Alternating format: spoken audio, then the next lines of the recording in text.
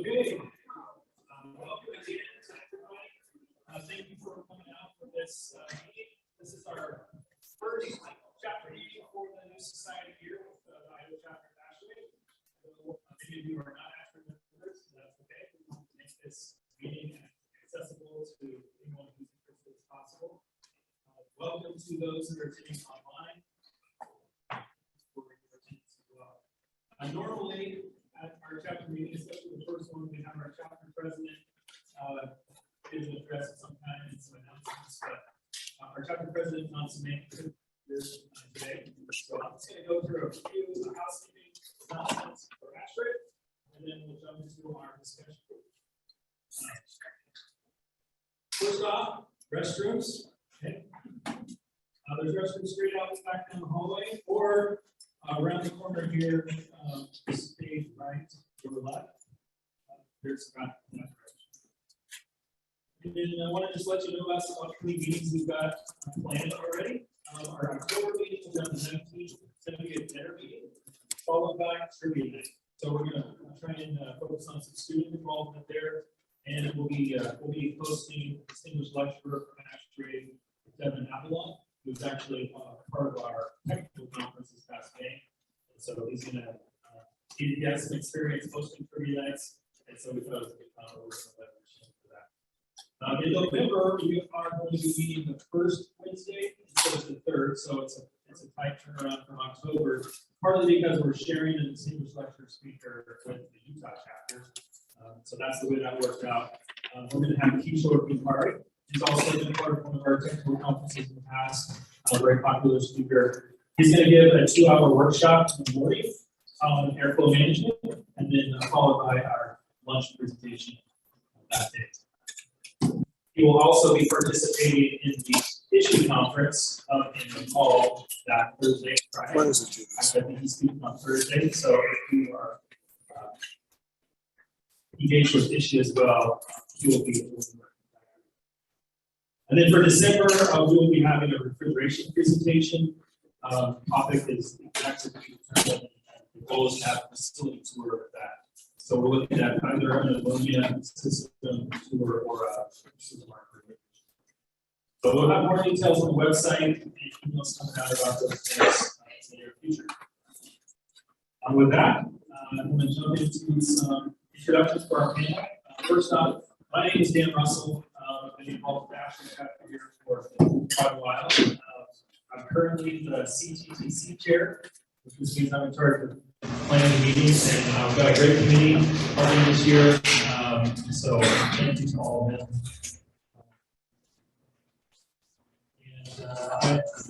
And we'll just start here with the panel. So who we've got with us today is Mr. Michael Hyde.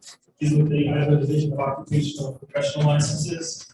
He's an executive officer and operations manager for the Building Construction and Real Estate Bureau, and he's directly involved with helping to craft his building coaching. So we're talking about today, and we'll get into that more later. Next to him is Mr. Bob Tigger. Been around the HVAC consulting industry locally since 1992. Been a lead design engineer for over 2,000 commercial projects. Bob is an ASHRAE member and was Idaho chapter president during the 2005-06 society year. Thank you, Bob. Next to him is Dr. Damon Woods with the Integrated Design Lab. Damon is a licensed mechanical engineer. Started working at the IDL as a graduate student in 2013. His dissertation used energy models paired with weather forecasts to predict how a radiant slab should be managed to maximize occupant comfort. Damon is also an ASHRAE member and is currently serving as the membership promotion chair. So for all of you folks that aren't ASHRAE members, after the meeting, we can approach Damon. That's how you can become ASHRAE. And to my immediate left is Mr. Patrick Sullivan, Director of Building Safety and Facilities Development for the City of Idaho. Patrick's a certified building official, a licensed architect, and is a member of AIA, the American Institute of Architects. So that's who we've got here. We're really excited to have you here. ASHRAE, as you may know, is fairly pro-energy code, energy conservation. One of the most popular publications of ASHRAE is ASHRAE Standard 90.1, which is an energy performance standard. along with a number of other standards that are energy related. And so ASHRAE in general, as a society, have high investment in seeing energy codes adopted throughout the country. At our current state, I'll let Michael dive into this, actually where we're at with the state of Idaho. So we have generated some interest because there's some proposals on the board to either scale back or eliminate some elements of the energy code. Most of you are aware of that. That's probably why you're here. So with that, I want to give each panelist a chance to just give a brief self-introduction on what their experiences with energy code and where they fall on the scale of pro energy code against it. Right? So I'm going to start here with Patrick, and we'll just go down the line. Hi, my name is Patrick Sullivan. I'm the director of public safety facilities in the city of Idaho. So I have two hats I wear. One is to enforce building issue permits. The other is taking care of around 40 city-owned buildings and taking care of all the capital needs, repairs, and maintenance. And prior to coming there, private sector, sort of worked on this for 50 years. I've seen design without energy codes, and I've seen the benefit of having energy code. There's a lot of low-hanging fruit that is no-brainer stuff that we need in energy codes. Just have to build up because unfortunately, how the architects and engineers are, you also see a lot of CE players, and I think it's helps owners and tenants of buildings make sure that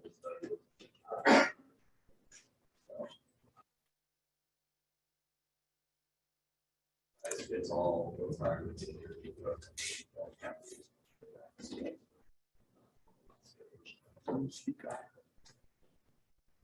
You guys can just hold the mic a little closer and speak up. We're just using the house audio for Yeah. So I have to make it all the way back here. Okay, thanks.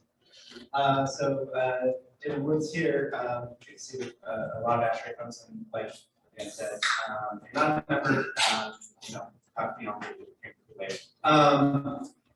I lead the Integrated Design Lab. It's the research branch at U of I's College of Art and Architecture. So we blend engineering and architecture. As a research professor, I'm interested in data and approaching things and looking at peer-reviewed studies.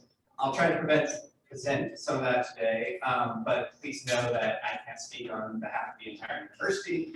I'm here as an ASHRAE member, and the opinions that I express will be my own. Anyway, I've been involved in the code process though for a while as part of the Integrated Design Lab. We traditionally sit at the table with NIA and Association of Idaho Cities that tries to bring together stakeholders when there's a new energy code announced to try to work out a compromise to look at specific amendments that's then taken to the Idaho Building Code Board to see what's particularly helpful for Idaho, and so that's a long process. But there's usually compromise found there, and usually the commercial section of the sales to can be some pushback on residential provisions. Personally, Dan was asking how do we see energy codes, where do we stand on this? I'm in favor of them. I see them as consumer protections. I don't think that they're perfect. I'd love to see them simplified. I'd love to see enforcement to be easier and for them to be more effective. And for there to be more discussion around this. And I'm really excited that we're having this panel and it has some back and forth. A lot of these discussions traditionally occur within the AIC process. It's a little different this year, and I can talk to that, but I'm glad that you're all here. So thanks. Last notes, I'll just say, I'll use words from friends of mine. One is from somebody that used to work at DBS, Terry Peterson, who said that a code minimum building is the worst building you can legally build. And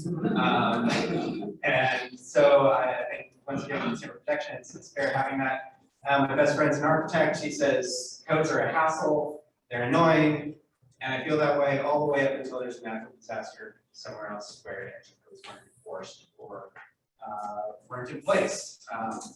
And I see energy prices rising, and I think they can serve as a reason for protection for residents of Idaho. Hi, I'm Bob Ticker with Ticker Engineering. You did a good job, Dan, on the pre-introduction. So I've been, the last 30 years, I've been a practicing engineer on designing commercial buildings. And I have an interesting story on the energy code. So when they first came out in the early 2000s, it's like, holy cow, we have a new energy code. So that was something that I dived into quite heavily on, looking at ASHRAE standard 90.1, the IECC, looking at the commentaries, seeing what all was in there. And it was really weird at the time because you have, mechanical inspectors and plan reviewers who only do mechanical. Then you've got plumbing that only does plumbing, building who does this, and everybody's wondering, well, who the hell enforces this sections? And so, I started talking to a lot of guys and building inspectors and plan reviewers and telling them what I thought of the energy code. And then I was hired actually by Idaho to go around the state and train mechanical plan reviewers and inspectors and plumbing plan reviewers and inspectors on the portions of the energy code that related to mechanical systems. So I traveled up to Lewiston, Coeur d'Alene, and Idaho Falls, Twin Falls, Nampa to train building inspectors. So I probably, in addition to those presentations, I've probably done at least 25 on the energy code with different mechanical contractors and architects too. So that's my workings with the energy code, in my opinion, is on the energy codes, they should be scrapped in their entirety for the state of Idaho.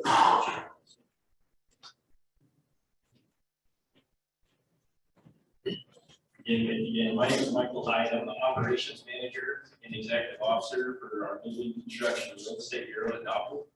And my workings with this, I'm new. Fulfill the zero-based regulation executive order.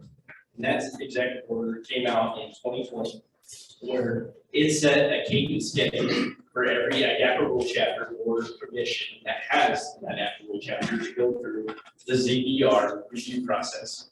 And what the ZBR review process is essentially it's a rules review where you're looking at identifying with stakeholders through open public meetings such as this, any areas that you can eliminate unnecessary barriers, any rules and regulations that are unnecessary for our conditions, our state, throughout its entirety. Any rules that are generating a cost where that benefit that the cost is intending to achieve is not being realized. So with that, we have our construction boards, building, plumbing, electrical, and HVAC or mechanical, all going through this ZBR process currently this year. And where we began with reviewing the 2018 Code Collaborative minutes that occurred throughout 2017 through 2019, just trying to get an assessment and not reinvent the wheel or rehash any discussions that have already been held. And a large part of what we found is there was a lot of conversation that did not occur with mechanical, electrical, and plumbing designs in relation to the energy code. And just for clarification's sake, we're not removing the 2018 energy code. We don't have the authority to do that. The board, when I say we, the board. But my objective in this mission is to work with the board as the board's liaison in order to fulfill with industry what do we need to do within our rule chapters, the code amendments, to essentially remove any unnecessary or over-regulatory barriers that are not providing a cost benefit to Idahoans or fulfilling the legislative intent given to the board with focusing on minimum energy efficiency standards, life safety parameters, and structural integrity. So we started in July of 2021, meeting with groups of the industry, the field practitioners of the world, electricians, builders, both commercial and residential, plumbers and mechanical technicians, to try and capture their experience and their purview on how these codes are really being enforced. What's the reality of such? And it helped create the proposal that's out there today. And if you want to look at the NAPA rule chapter that's been amended and proposed for consideration by the Idaho Code Board, it is on our document page under rulemaking. If you have any questions, you can always follow up, send me an email, give me a call, I'd be happy to meet with anybody. Appreciate the opportunity to be here today, looking for engineer and designer feedback in relation to these amendments and proposals, so that way I can go back to the building code board and express a lot of those. You can always submit your comments in writing via email to me, and they will be provided to the board.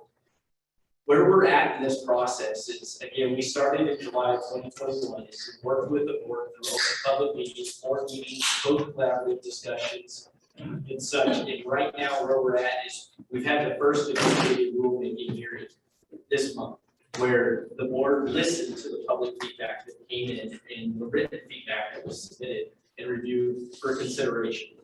No determination was made. And we have a October board meeting where we're going to rehash and discuss all these items again.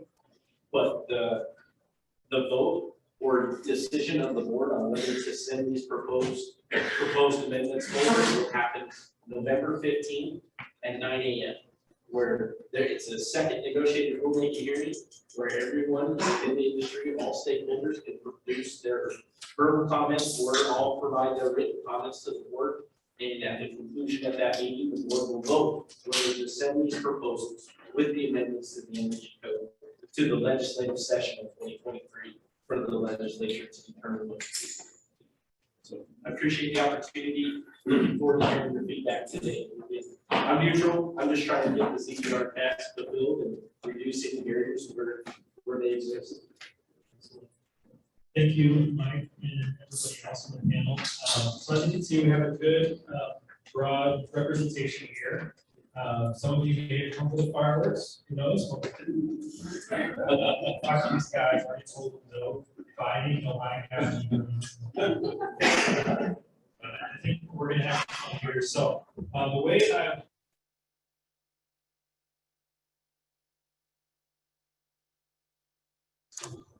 also some questions that some of you wrote in during the registration process. So we're going to try and get through as much of it as we can. I'm going to try and structure this in some phases or themes. So we're going to start by building off of what Mike just explained about the rulemaking process and the history of the energy code in Idaho. We'll move into some topics on the legitimacy of the energy code. Is it even worth considering? And then maybe some of the impacts that not having an energy code or not having certain elements of the energy code might have in the future. And then just kind of what this looks like going forward.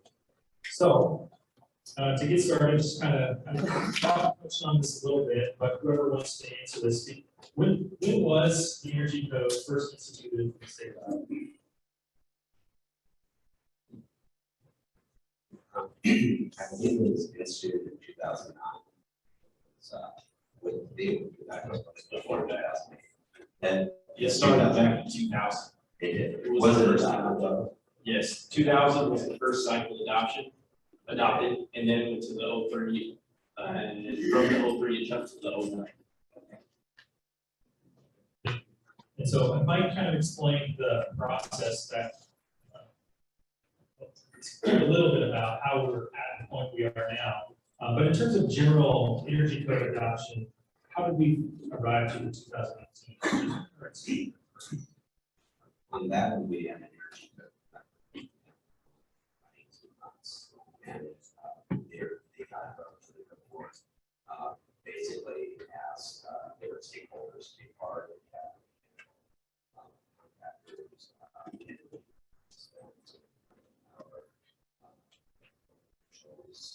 Home builders, commercial builders.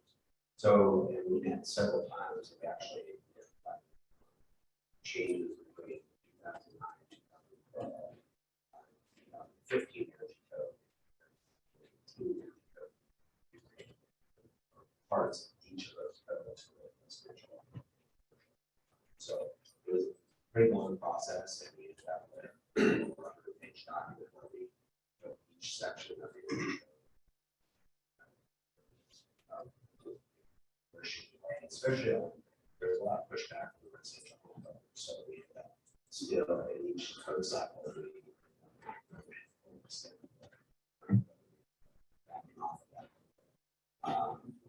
And that's all. So, and, it was very positive. And not everybody was, I think everybody was satisfied. Go on, go. Well, it was, I believe it was back at the first George Bush, H.W. Bush, not W, where he wanted to basically mandate that all the states adopt an energy code. And so, you know, how the federal government does things. They strong arm the states by withholding, you know, federal highway dollars until you would adopt an energy code. And at the time, ASHRAE was pretty much it, the ASHRAE standard of 90.1. And when ASHRAE hears about this, their first comment was, hold it. This is an engineering design guide that we wrote, you know, it says stuff like the engineer shall consider, and it was not written in code language. And so the federal government says to ASHRAE, well, you damn sure better get that in code language pretty quick because we're adopting it around the country. So ASHRAE then has to basically develop what was an engineering document guideline and then turn it into a code. And so that's one of the ways we got our first energy code, was the federal government basically saying, hey, ASHRAE, you better change this to code language because it's getting adopted. Yeah, thank you for that. It's a good history lesson. Thanks about that. Related to how codes are adopted at different levels of jurisdictions, some people have questions about, well, okay, this is happening at the state level, but what about local jurisdictions like cities and counties? Can't they just adopt the energy code, any energy code that they want, even if the state takes it away? So by statute, you know, the legislative body, they adopt what code is enforced. There are some trades or codes that are allowed to be adopted in a further, a newer cycle, and that power is given to the boards. When it comes to the energy code though, after this last legislative session, the energy code specifically, what cycle is adopted by the legislative body, amendments to such that a local jurisdiction may or may not make, cannot be more stringent than what the existed that's more stringent. There's a retroactivity clause based on this last House Bill 660.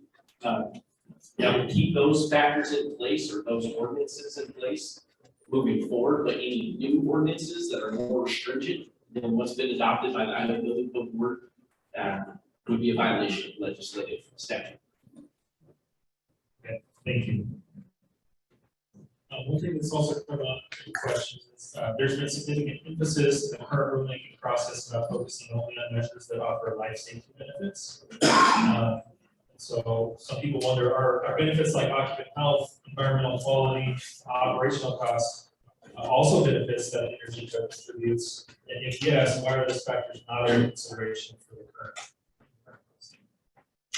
So we have to look at this from what we have, what does the board have the legislative authority to amend? What is the mission of the Idaho Building Code Act overall? And it's statute 39-41. 4101, I believe, put it on the top of my head, where it does go into life safety, uniform enforcement, trying to keep costs significantly low, but occupant welfare is part of that life safety. And I don't know how you define the two. In the board's opinion, it's all one and the same, and those factors are looked at and being considered. That's why when you look at the proposed amendments, there isn't anything in relation to the building envelope, air barriers, insulation values, because they can see that that is a life safety, structural integrity that would be diminished if amended. Where they're looking at modifying are those areas that are a little above and beyond the minimum energy efficiency standards. Because minimum energy efficiency standards, at least from what the evaluation has shown, is that that's all done in manufacturing, like set by the federal government based on what manufacturers may or may not produce efficiency wise. So it feels like we're still check marking that box. But if there's anything that we've overlooked and haven't seen, we're open to feedback and suggestions on. So that's kind of the framework that we evaluated on legislative. So we're open to feedback and suggestions where we may not have captured them. Great. Damien. Yeah, so how's your time doing with walking? Yeah, I'll just read chapter 41, section 4101. Good job, Mike, on that. It's the intent of the legislature to promote the health, safety, and welfare of the occupants or users of buildings and structures subject to this chapter. And part B, require minimum performance standards and requirements for construction and construction materials consistent with accepted standards of engineering. And with House Bill 660, it prohibits any cities, counties, any other local governments of any kind from adopting energy code or related requirements that differ from or are more extensive than the requirements of the Idaho Energy Conservation Code. So other states like Wyoming, Alaska, their cities can adopt more stringent codes than this, but the current amendments are going to take it away at the state level, which means it's going to be taken away at the jurisdiction level.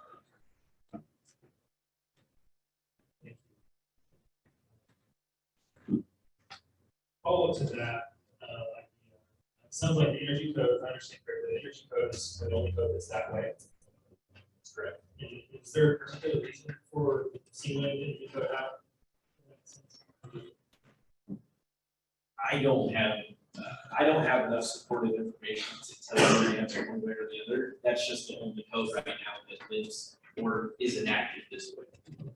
Thank you. Let me comment on that. I mean, as we designed to the plumbing code, right? Plumbing is definitely life health safety, right? We don't want anybody to get sick because this building contaminates the public water system. We want to make sure that the shit goes from the toilets out. We want to make sure that plumbing is definitely a life health safety issue, and we don't want to change anything with that. And you look at the mechanical code, we have to have pressure relief valves on boilers, right? We don't want those to go kaboom. We don't want refrigerants if they get in this room. We're going to asphyxiate the people in this room.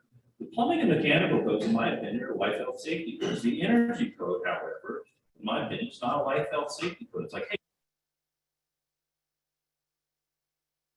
type of code than a life health safety code. So I'm not here to say get rid of the mechanical and plumbing codes, but there's a difference between the energy code, not in my opinion, not being a life health safety code, and the other codes that do have life health safety.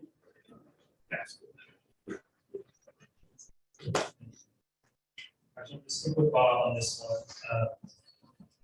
We're going to move to legitimacy of energy code. What's the point? The question is, does the energy code pose an undue burden on any stakeholders? Whole question on the other side. Does the energy code benefit any stakeholders in a uniquely positive way that is otherwise not captured in other codes? Yeah, we could get policy wonky on the energy code and some of the questions, but here, just to challenge you guys on your way of thinking, it's like, hey, should there be more regulation or less regulation? Okay. Should government mandate more things or fewer things? If there is more codes and regulations and rules and laws, is that going to cost the consumer more? So let's apply that to our own lives. And is energy, here's an interesting one, is energy conservation and ethic, right? How many people just bought a car recently? What if I told you, hey, you have to pay an extra $10,000 for that car in order to get 3 extra miles to the gallon? Is that an ethic? It's saving energy. There's a hell of a big cost there too, though. So, it's interesting. One of the things that Damon and I definitely agree upon is consumer protection and protecting the consumer and making sure that that's the end user that's, getting a good bang for their buck, And to be honest with you, I think everybody in this room, there's a financial incentive for us to keep the energy codes. If I have to design more complicated systems to meet the energy code, am I going to charge more? Yes. How about our equipment suppliers? Are they going to sell more equipment? How about the contractors? Are they going to actually just, have to do a little bit more work on the install end? Yes. How about commissioning agents? Are they going to get work because the energy code mandates it? Yes. So most everybody in here has an incentive to keep the energy codes financially. However, what about the end consumer? Does it end up costing the consumer more? Yes. Are we tasked as engineers, are we tasked with designing buildings energy efficiently? Would we give up the energy codes entirely? I thought as hell, we're probably designed to it anyway. I love 90% efficient boilers. We don't basically design any that are 80% efficient, which is above and beyond what the energy code is. So are we doing the consumers a favor by keeping the energy codes? In my opinion, the answer is no. There's a lot of extra costs that are hidden that end up costing the consumers a lot more. And I want consumer protection in a way that basically frees up engineers to make good decisions on buildings instead of a one-size-fits-all type of energy code that you have to follow that doesn't allow you to leeway or give you the freedom to design systems that be even better. However, they might be in violation of the energy code. And a follow-up, just quick follow-up, tying this back to CBR, the proposed rules that the board is considering on deleting out of the energy code requirements plays into what Bob said, is we're trying to eliminate those sections of the energy codes that are an overreach, that are regulating outside of life safety or even consumer protection at some point, where there's no guarantee that the cost benefit will ever be realized, if not utilized, how the systems or the structure is intended to be designed.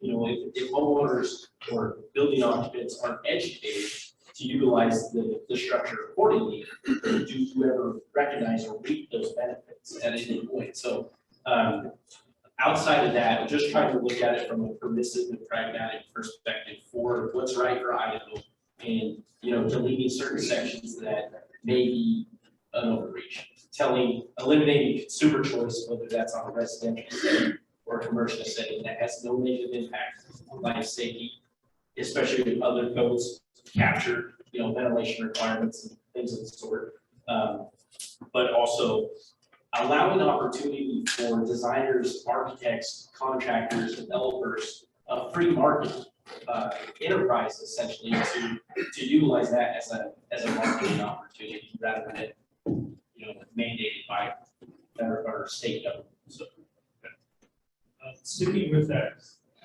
topic of consumer protection, one of the stakeholders sometimes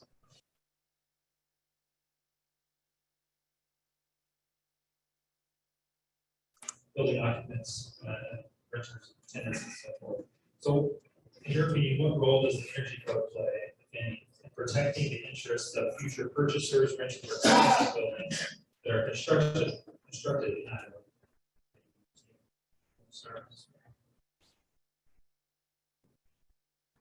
Sure, I can start. And Bob and I at the last TDS meeting, we also went back and forth, which is good.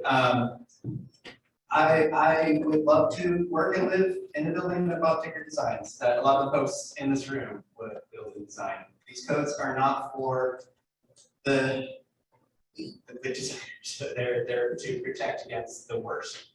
And I would hope, Bob was saying, these started out as best practices from ASHRAE. I would hope that people will continue to design to that, but there's no guarantee. And clients will want what they want, and sometimes what they want is a very cheap price. And that is what they will get, and with no minimum performance, no airtightness and things like that. I get concerned about, the building occupants and what happens when that building gets sold to somebody new, who doesn't have a history of, the cold spots in the building, it wasn't commissioned, how it performs, what they're going to be paying each winter as prices. You've been on the front lines of this as a city reviewer, so that your perspective as well. Yeah, I could chime in on that. I think that facilities Please speak into the mic. I Thank deal you. with all of the facilities in the city of Tampa, and the age of buildings are from 50 years on to maybe 5 years old. And we see difference in those areas. Best practices, just how efficient we have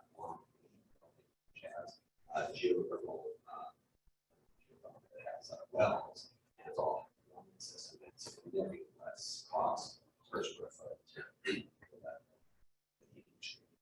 So I think that there is a place for free market because people can afford high performance building, but there are people that just want a manufactured metal building that's community heaters, and we have to fight over this to get the basic mechanical condition that we need for the natural ventilation or mechanical ventilation. And so I think that we have to look at the long-term life cycle cost of these buildings. And if you're looking for energy, when do we upgrading it every so many years? And case in point, we just had an average of 8% rate increase for all buildings, which is in terms of budget, would say budget. And on the website, we have a 1.4% increase every year for the next 22 years, unless there's a big hiccup, which equates to a 25-27% overall increase of energy costs for all of our state buildings in the next 2 years. So I think I really think it is it's not life safety. I think it is welfare of the system. I don't know, we have efficient buildings at some standard, because without those guys with guardrails and telling people what a standard might be, you're going to get this all over the board. And I didn't recognize it where I think distributing people it's not fair to the rest of us, and the rest of us paying rates with energy costs because they don't first cost, and they're going to pay for it in some costs. So I think, and again, I would be some standards without minimum standards in the area we can't follow up either, or inspections to ensure we have the consumer.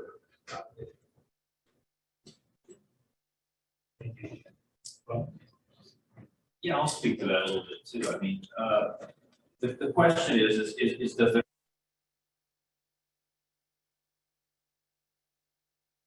to protect the consumer, and the free markets do that? Think about a homeowner. I recently purchased a home. You know what they do? They go through the whole system and say, this is what you have for heating, for air conditioning, for insulation.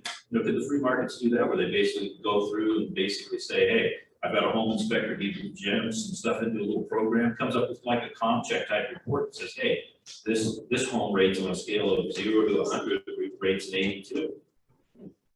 Could the free markets do that? How about on a commercial building? You ask for the energy usage index on that. You get somebody who puts out a certified report for $250. They look at the energy usage over the last 5 years for natural gas and electricity, and do an energy usage index, like a cost per square foot. This building rated, 72,000 kVTs per square foot per year. Did the free markets do that? Sure.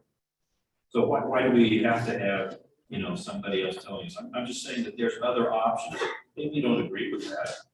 Maybe you'd like to see it that there's a government mandate, but I don't know if the government is always the only necessary way to achieve the goal of protect the consumers. I'll follow up on that a little bit. There was a question, was a follow-up to the previous one I asked.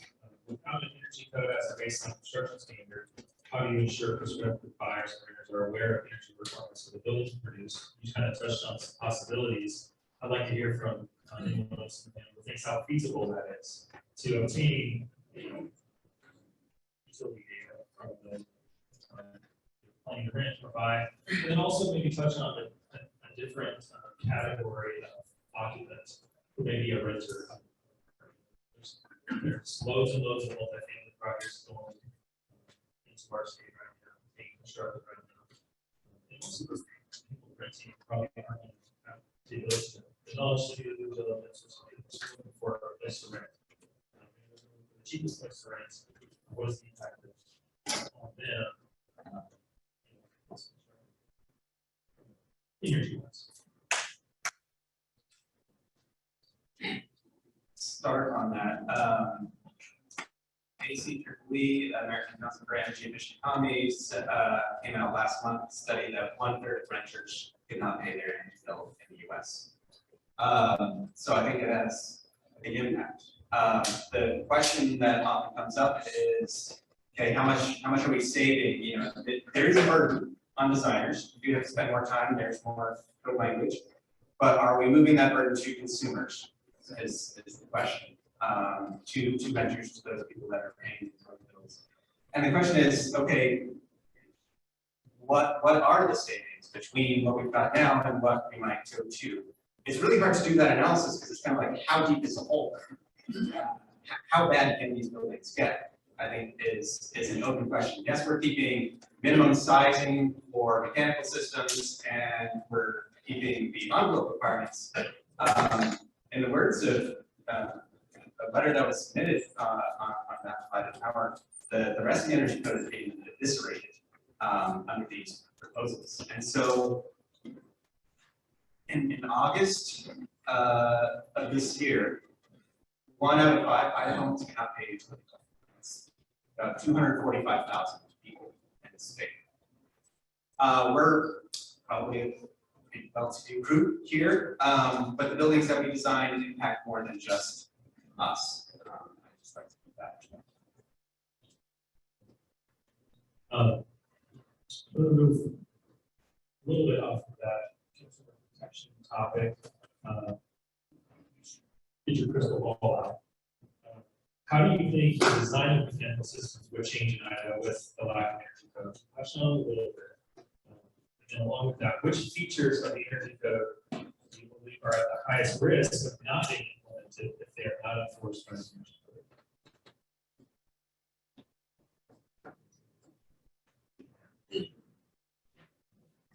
Yeah, I'll take that one, and I'd be kind of curious to hear from any other engineers out there, you know. When I say we shouldn't have something that's mandated, am I gonna follow pretty much what's in the energy code? Yeah, heck yes, in fact, we'll like to go above and beyond it for a heck of a lot of our design too. But there's also a lot of stuff in that energy code, you know, with that code comes a hell of a lot of power. You know, I think when it was first developed, there was a lot of, hey, let's do a cost benefit analysis, right? How much does energy cost? So how much does it cost for this extra insulation?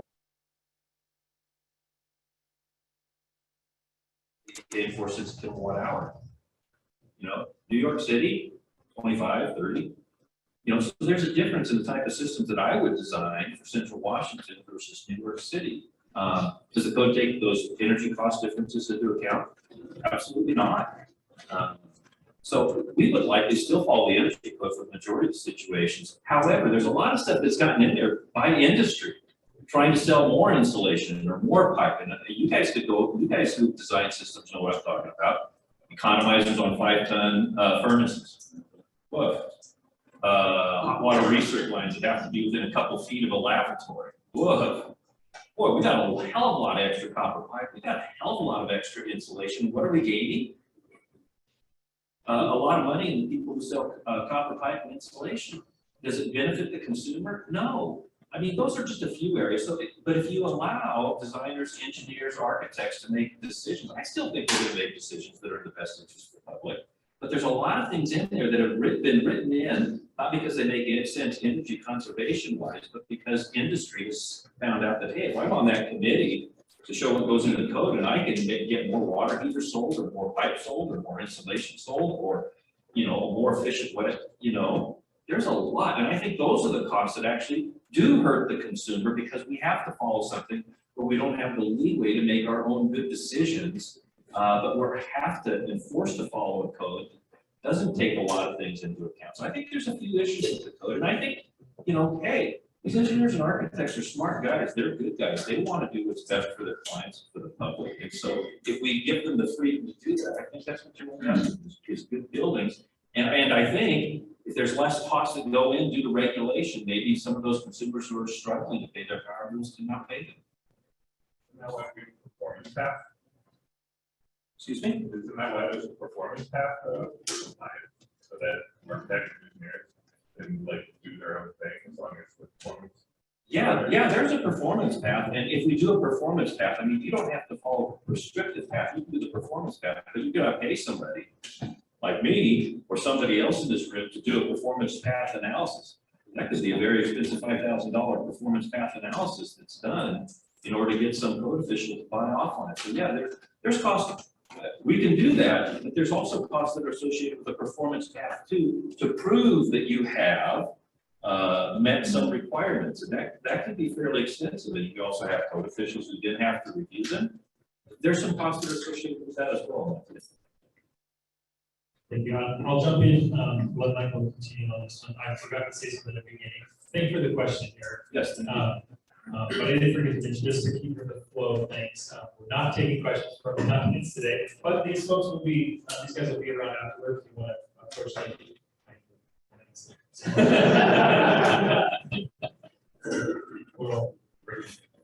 All right, please continue. Thank you. I think this is a great question that I'd be interested to hear industry's feedback on specifically. And I don't think we need to necessarily look into our crystal ball to provide a response to this question.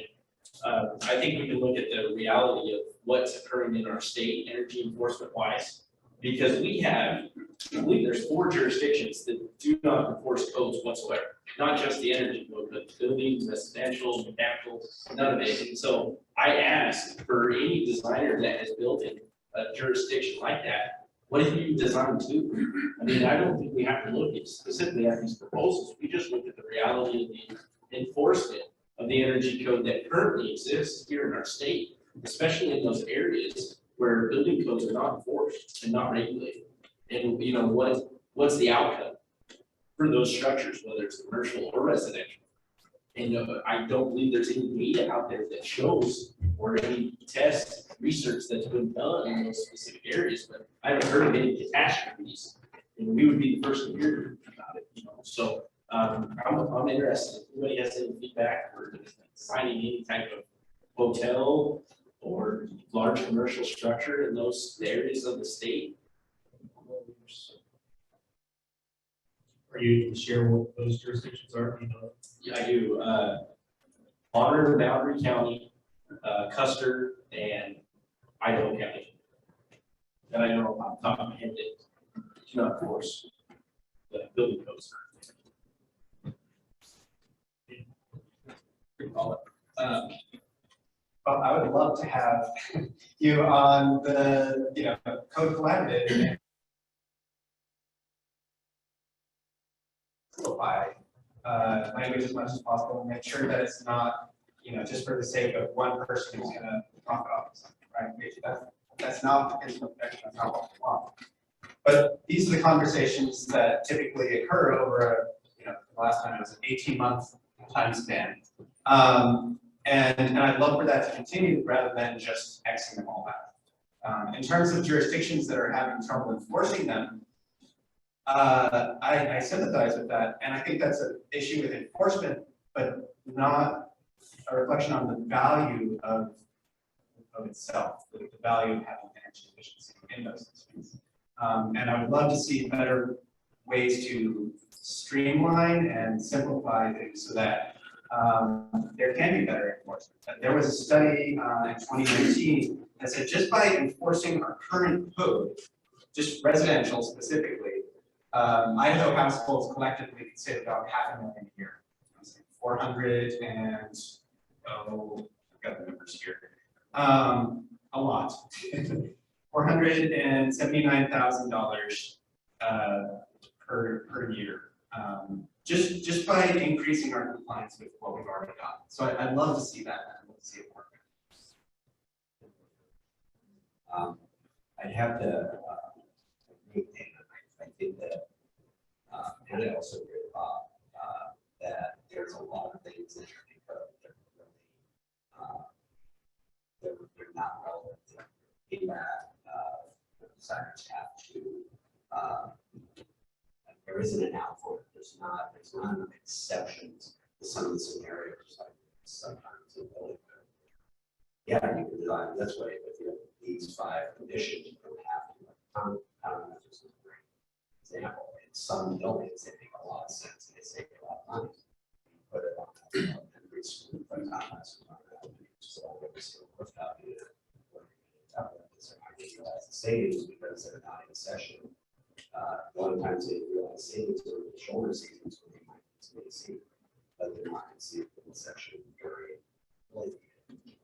So I think there needs to be some common sense to this, but the idea of just throwing it down the backboard because it doesn't fit safety, when really we should be looking at health and welfare. Those are very broad terms, but they mean something. They mean consumer protection. You know, that an elderly person doesn't get stuck in an apartment, and you have scrupulous owners that are really energy costs, and you're passing that energy cost factor. So you can't afford other options. So I think we need to look at it holistically and also make reasonable decisions, choose to keep parts of it that make sense, that reasonable paybacks. In my mind, reasonable payback is 5 to 8 years. And then touching on low energy rates, low energy rates are not 30 to 35% of the energy that is bought on the grid without the seasons when they don't have. And we don't have renewables, and renewables are either base load or push. So thinking that we're going to have these low rates forever, it's kind of poly how we're doing it because we're looking at 25, 50, 75 years. So that's my I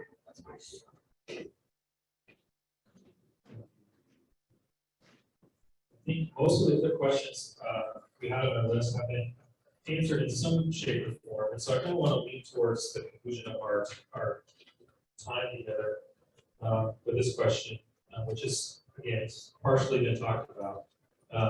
But can the energy code be feasibly diced up into sections or individual measures such that there is a middle ground between retaining the full energy codes or eliminating it altogether? And if so, what measures are best candidates for meeting this middle ground? I've heard things like low-hanging fruit. So what, if there's a middle ground in this group, what are some of those specific measures that can be retained?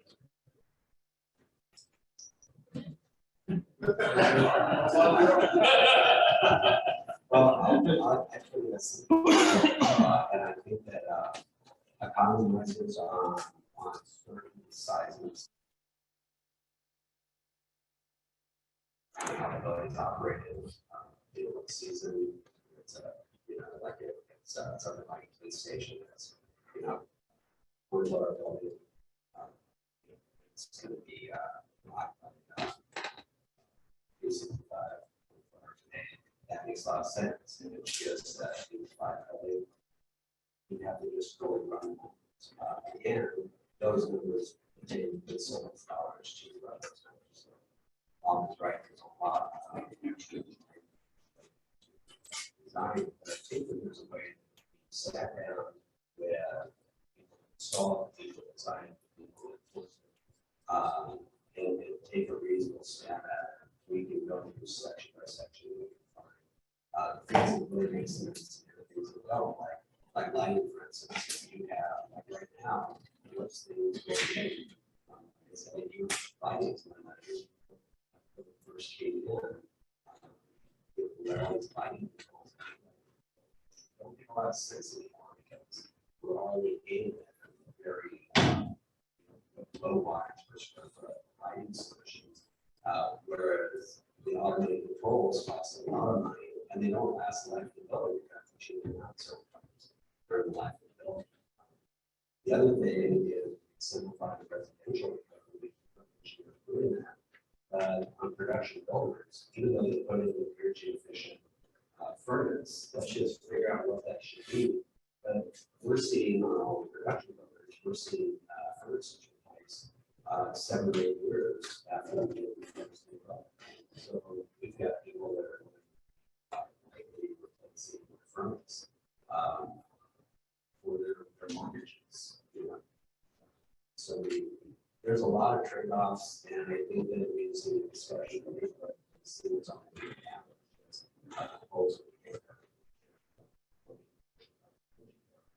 focusing on the portions, which I think is a lot of people that we should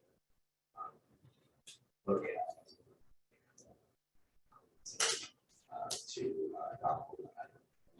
So that we can hear, especially from the design of the systems, because you have expertise designing structure, administration, and in some cases actually commissioning, which I think commissioning on a certain side of buildings is huge. It's with the buildings, it's a waste of time. That should be. You touched on commissioning, and I'll just continue on that, which is currently slated to be Xed out. So hold up an LD&L report, the cost effectiveness of commercial buildings, consumption, a meta-analysis of energy and non-energy impacts of existing buildings for new construction in the United States. So it's a mouthful, but basically what they're saying is they looked at a whole bunch of buildings, and what they found was there's a return on investment for commissioning, and maybe we can change that a little bit in Idaho. You know, it's right now, I think, based on the size of the mechanical system that goes in. So maybe we could increase that a little bit, but for you know, for existing buildings, there's very quick payback. For new buildings, it's closer to 4.8 years is what this study looked at. You know, you might distrust some of these studies. Feel free to talk to me afterwards. But looking at like Pacific Northwest National Lab, when they're modeling how much the energy company tire is saving between 2018 compared to 2012 code, these will save 25 cents per square foot per year. The rates that we're using, that was 10 cents per kilowatt hour, 70 cents per therm. That's very close to our current rates here in Idaho. And yes, maybe we can limit some aspects of it, but I think a lot of it, including commissioning, builds on itself. So if we just start pushing it into different sections of code, I worry that we're going to lose out on some of the protections that are intended in having it.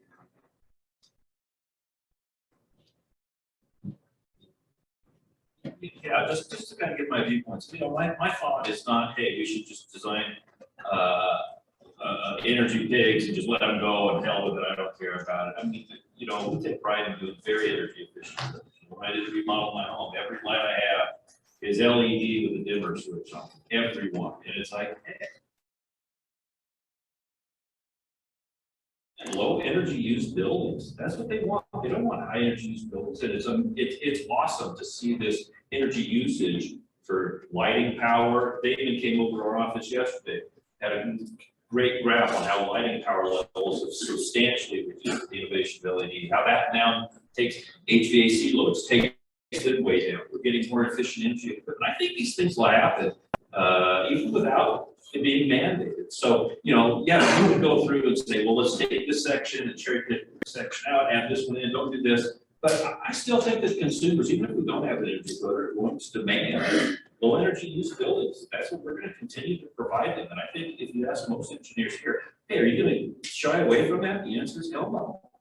But we're going to use intelligent decisions in order to make decisions. We're going to think about it intelligently versus, oh, we have to do this, you know. The industrial building that has a lot of heat gain in it, should we super insulate that building? No, we want that heat to escape. We don't want to keep it trapped inside. Or how about the same industrial building that we just want to heat to 40 degrees so it doesn't freeze? Do we want to super insulate that? Probably not. You know, will the payback ever be anything within 50 years? Not, probably not. If you're just heating it to 40. But if we're not allowed to make those decisions, then we'll make decisions. And hey, if you're going to super insulate that building, it took a lot of extra energy to manufacture that installation, to install that installation. And so it's not an efficient use of resources. Michael, if you could include it on as part of your answer, just remind everybody, you kind of talked about at the beginning, but what, for those that want to stay up to date with the process that's going on and be involved, I'm sure you saw. Well, sir. So, you know, touching on, Damon, if there's any of those details that you want to express to the board, more than welcome to accept those. That's what we're trying to identify. The board try to work with the board to identify, listening to the public comment, what needs to be mandated versus what doesn't. What should be mandated versus what should in the energy code. And so we're looking for public feedback. So if anybody has any feedback on these subjects, please feel free to share them. That's what we need to hear. That's what we need to collect. When it comes to the process and how this will unfold, is we do have a building code board meeting on October 18th, where the board is going to have a more detailed conversation amongst board members to identify and determine what direction we go. What is the next step? What do we need to amend? What do we need to bring back? And then the final step in this process is November 15th at 9 a.m. is the last open public meeting for negotiations and to express written comments to the board to make a decision on what to do with this proposal. Where do we land with the energy code? Board and say yes, or do we vote no? So that's where it'll. Great, thank you. I want to say thank you to each of the panelists. If you would just give these guys a round of applause.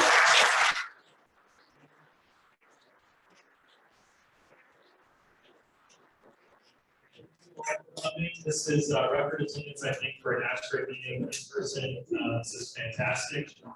Please stick around, have conversations with the gentleman if you would like to. And then watch for the information coming out about our October, November, and December meetings.